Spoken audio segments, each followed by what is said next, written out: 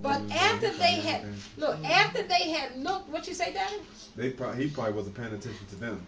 He probably just going on about his But business. it was all like they was all like the guy on the gladiator. Hold, he's gonna drop, hold. I never saw that. So He keep doing what he's doing. all right, but after they had looked a great while and saw no harm come to him, they changed their minds and said that he was a god. 5 and 6, a change of opinions, you think?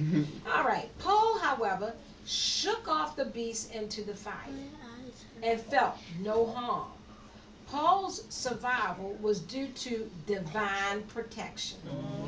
You may be Satan's prime target for destruction, but God, who has covered you by his blood, has you as his prime target for protection.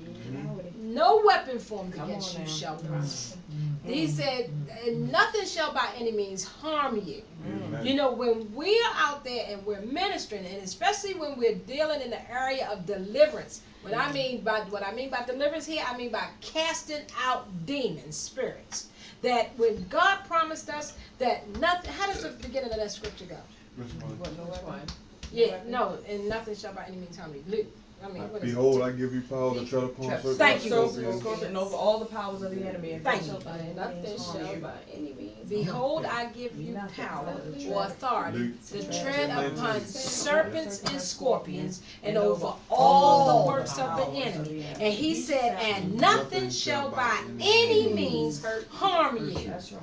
So when you're out there doing deliverance, you can have the confidence to stand toe to toe with the devil and tell him what he ain't gonna do. That's right.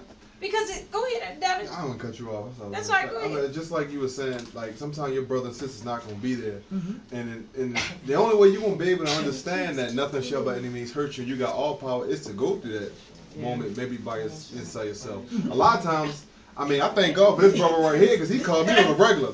But if he didn't call me on a regular, a lot of times I would prefer to wait on the Lord and be of good courage, so my heart can get strengthened by Him. That's how I got stronger in the Lord. That's what I was gonna say. It's good to know that. All right, we got somebody, you got a brother or sister in Christ, but it's even better to know that you're totally and dependent on Jesus and trusting in Him and His Word, knowing that if nobody else show up, He'll never leave you, never forsake you. Anything you need, want, He got it. He's willing and able to give it, but we just gotta ask. He said, "You have not because you ask not." God, I need some comfort.